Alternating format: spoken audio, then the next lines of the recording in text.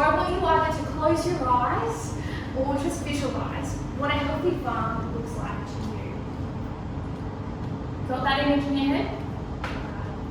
I want you to imagine what it is like to touch the green grass. Or can you smell the blossoms on the trees?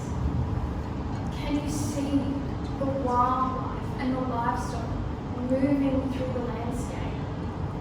And can you hear the stream as it rushes over the rocks? It's beautiful, isn't it? We could almost stay here all day long, but we can't. So I want you all to open up your eyes and keep that in your mind.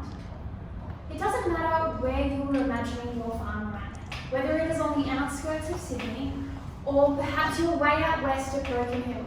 They all have one thing in common. It all starts from the ground up. This is a project where we taught kids that. Now, it's well known that the future doesn't belong to you, and it doesn't belong to me. In fact, it belongs to the next generation that is coming through.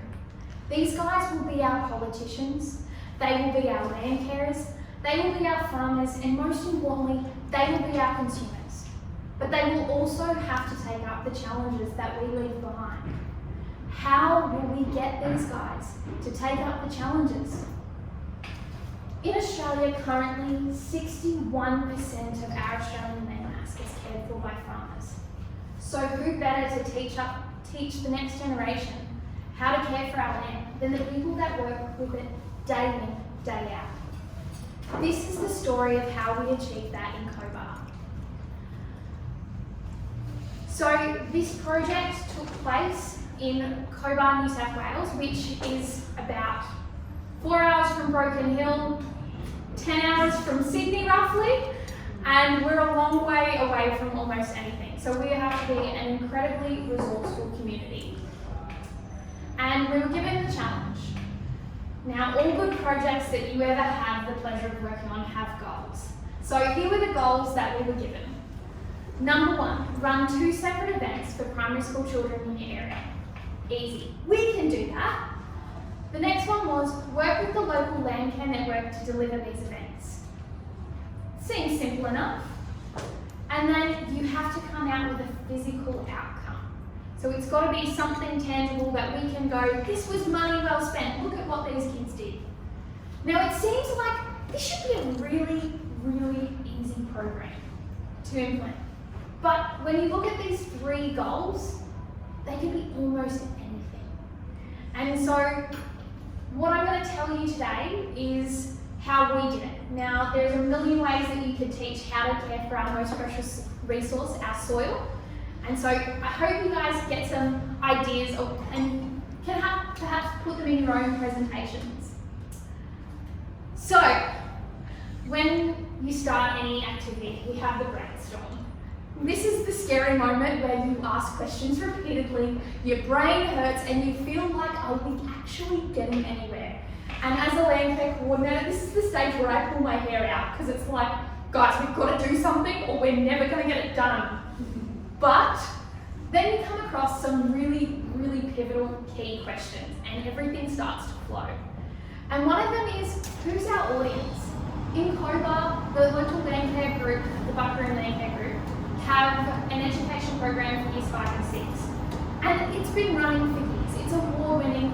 And the farmers I was working with were going, don't touch it. We're not targeting year 5 and 6. Okay, so who are we going to target? So they identified that if we're going to do this, we're going to go year 4 students and we're going to build their capability. So when they get to our award-winning program, they have the skills so we can push them further. And we can teach these kids more. So this is where the possibility thinking starts kicking in. What can we do? And now that we know who our audience is, we're going to go, well, what are our key messages? We could get them out there playing with dirt, but unless we know why we're getting them to play with dirt, it's not going to mean anything. So we, at the end of the day, we want kids to walk away and go, farmers are cool, farmers are fun, and farmers care for their soil. So that's our key message, and that's why we have farmers delivering all about how we care for our soil. know that there is no magic art to farming. It's in fact a science. How we get these plants to grow, how we care for our soil, and how does everything interrelate. So it should come as no surprise to all of you that we did implement science, because it's no magic trick here. And then we started talking about, well, I've seen this really cool activity done at field days called a stream table. And we Googled it to show farmers what a stream table is. Now, for anyone who tries to go and buy a stream table, you can only buy them about this big and this wide, and that's not going to help us with 25 students that we're all going to have to check out this activity. So we actually bounce the idea off farmers and go, this is what it's got to kind of look like. And one farmer goes on a late Friday afternoon, I'll have it made by Monday. What? Are you sure? Like, can we rely on this? And he goes, yeah, don't worry about it. And by Monday morning, he had an amazing stream table prepared, and it was a huge weight lifted off my shoulders in particular, but everyone else's. It just came together, and I think that's the golden nugget of working in rural communities, is that we are incredibly resourceful, and we will come up with the solutions when we can't find a solution ourselves by going elsewhere. So I'm going to share with you that, and I hope that you guys like it, because it was an absolute hit and the kids loved it, and I think it'll have a legacy in the community for a long time. When you walk into schools, you've got to get kids engaged. So much like you're all meeting now, we're going to start getting everyone engaged. Who's ever used clickers before? Just raise your hand. Yeah, there's a few of us. Awesome. If you haven't used clickers, this is a free program, and I highly recommend that you all download it. So this is a QR code. Much like we have a barcode on our food, we can actually scan this and identify who it is. So I'm going to ask for my phone to be handed over, if that's all right. We're going to play a little game. So around the room, there is a whole heap of these clickers cards. And for those of you that have a card, you can see A, B, C, D, and their answers. So I can scan my phone and know what your answer is straight away. So I'm going to ask about our workshop, because we've been having a workshop for the last 2 days. So if you've got a clickers card, I want you to answer my question. If you think this workshop is legendary, I want you to put an A up. If you think this workshop is awesome, I want you to put a B up. If you think this workshop is, that's alright, put a C up. And if you think you want this workshop to never end, put a D up. Alright? Okay. Now, for those of you with your clickers card, can you please raise them for me? Alright? We all work it out? Yep, hold it up nice and high, no fingers on it. Come on, you can follow better instructions. Alright, are we ready? Okay, I'm scanning. Now, as I'm scanning it around the room, I get little green and red boxes around the outside. Can we have a drum roll, everyone?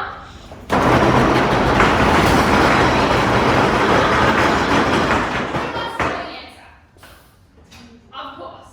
Alright, so the vast majority of you said this workshop was awesome. Yeah, pretty cool, right? So this is an activity that you can use anywhere. Now, I just want to highlight a key thing that I think is super important. If you look in that photo, somebody took a picture of these kids being engaged. And our logo was on the back of it. How good does that make an image? Because you know why I'm in that room. I work for this organisation, and that's why we're there. So when you start looking at props and stuff, think about how you can implement a logo in your activities. And clickers cards are really great because often the teacher is at the back of the room taking the picture just like that one. So, little pro tip. And I had a whole stack of them, and they're bright and colourful, and kids love it. The fact that you get them in their hands, they're just, what is this? And they're engaged because you've given them something. And it's super cool and exciting, and how awesome is that? So go home, download clickers, have a play. I've even used it with adult education, so I know this program is worthwhile using. The other activity we did is an apple is the word. Who's ever heard of this activity before? We've got one. You guys are in for a treat. So this gentleman up here is called Farmer Dave. Now I told him to watch a few YouTube videos. I was like, just watch this. And then I told him, you're actually going to present it. And he was like, what? But he took notes and he delivered it amazingly. So with our Clickers cards, we asked a whole heap of questions. And one of those questions was how much of the earth can be used to grow food which has no soil, terrain, climate, or climate limitations. Now, how do we get kids to understand that? If they've never been outside of their hometown, never travelled the world, they don't understand that. But we know what a globe is. So, we also know what an apple is. And so we get the kids to imagine that this apple that's in our hand is the globe, and it represents a portion of everything. So the first thing we ask them is, how much of the world is covered by water? 3/4 of it. So we cut 3/4 of the apple up. And then we ask, how much of the world is too hot or too cold? And so we take another half of that. And then we ask them, well, how much of it is deserts? And so we take that off because we don't have enough rainfall. And by the time we get down to all of that, we're left with 1/32 of an apple. But you can't grow food or crops or livestock using the inside of that apple. So we actually have to cut it off. So we're using the skin of 1/32 of the apple to grow our food, which isn't very much. And this activity highlights how crucial soil is to our systems, to our world, to feeding you guys. And that kind of gets the kids really excited, not only because they get to eat the apple, but because we're dealing with hardly anything. So good old Farmer Dave taught all these kids about how the world is an apple, and it's a really, really good activity to do. The other one, as I told you before, farming is not magic, so we have to implement some science. And I'm a scientist by trade, so this is how it kind of came to be. And we go really high tech. We got some old bottles and we cut them up, and we filled one up with red dirt, one up with rocks, and one up with grass. So, it's really high level stuff and incredibly expensive. Especially when you're at a coma asking someone, hey, can we just have a bit of your green lawn and everything else is dirt? Highly valuable stuff. And then what we did was we go, well, we're going to have 2 buckets, or 2 jugs, I should say. One jug is going to be empty and it's going to be at the bottom of this bottle, and the other one we're going to know how much water we put in it. And so we got the kids to pour it on. The first one we did was rocks. Now it should come as no surprise that all of the water made its way into the other jug. Then we did the same thing with their dirt. And that water was murky, it all came out, and we also lost a whole heap of our soil in that one. And then we did it on the ground cover, and we had half the amount of water, and the water was clear.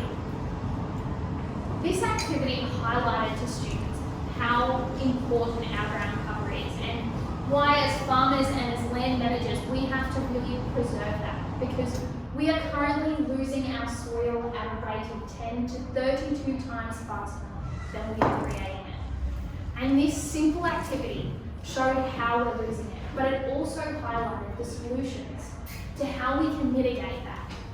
And that's a really powerful lesson. I had these kids walking out of this activity going, I'm going to get out of the lawn growing. We're going to have grass everywhere. It's going to be magical.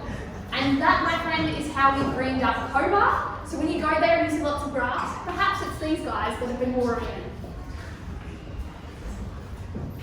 The other activity we had, which, as I mentioned earlier, was our gold nugget. This is our stream table.